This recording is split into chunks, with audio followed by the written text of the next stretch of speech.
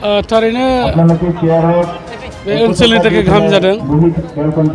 जाम्बुगुरि खोरोमदाव club कामलाइब्रिया साननैनि हाबाफारिजों जोलुर गेलेनाय जे बादायलायनाय होदों बेयो ओनसोलनि थाखाय मोनसे मोजां रादाब थांगोन होननानै मिजिंथिदों।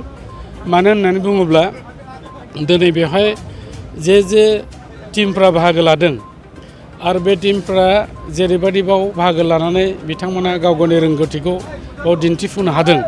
दा बेखौहाय नुनानै जोंनि बे ओनसोलनि जाखांफुनाय जायफ्रा फुटबल गेलेनो थाखाय दिनै ओंखारबोदों बे लाइमोन जोहोलावफ्रा आरो साबसिनथारै निस्सय बिथांमोना गेलेनो थाखाय आग्रही जागोन।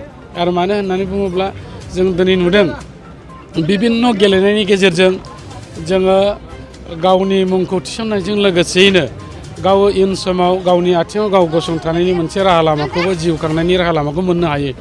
आरो जों नुबाय दिनै बुहुमनि गेजेराव जेसेबां माने गुबुन गुबुन गेलेनायफोरखौ मोजां मोनो बेफोरनि गेजेराव फुटबलाबो मोनसे नामजादा मोनसे गेलेनाय होननानै जों बुंनो हायो।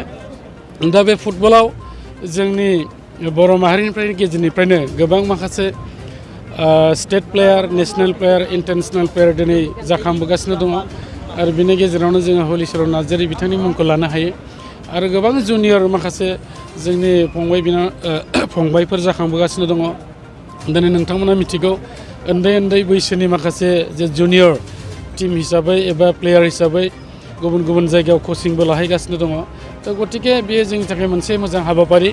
आरो बेजों लोगोसेयैनो हयथ' बे क्लाबावहाय जाय बिथांमोना बे जोलुरखौ गेलेनो थाखाय जायफ्रा सब समाय माने थाम थिम खालामनानै लादों बिथांमोनाबो जाहाथे मोजां मोनसे समाव जाथों आं बेखौ मिजिंथिदों। आरो रायजो राजायाबो मोनसे बेवहाय मोजां गोहोम गोलैनायखौ नुनो मोनो। मानो होननानै बुङोबा फुटबला ओरैबायदि जिनिस बेवहाय खालि मोनसे गेलेनायखौ नायनायल' नङा, बेयाव बिभिन्न जाथि गोष्ठिनि हारि हारिसाफोरनि प्लेयारफोर बेयाव बाहागो लानायजों लोगोसेयै बेवहाय गुबुन गुबुन हारिजों लोगोसे बेवहाय लोगो मोनलायनाय जायो।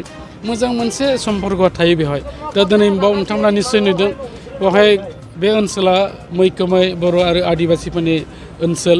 दा बेनिखायनो जोंनि गेजेराव जोङो नैबे गेलेनायनि गेजेरजोंबो मोनसे मोजां सोमोन्दोखौ जों लाखिनो हायो। गतिके बे खेला होनाया जोंनि बे ओनसोलनि थाखाय आरो गावसोरनि बे क्लाबनि थाखायबो बे मोजां जादों होननानै आं दिनै आंनि गोसो गोरबोनिफ्राय बेखौहाय आं फोरमायनो सानदों। लोगोसे बिथांमोननिसिम आं साबायखरबो जासिदों।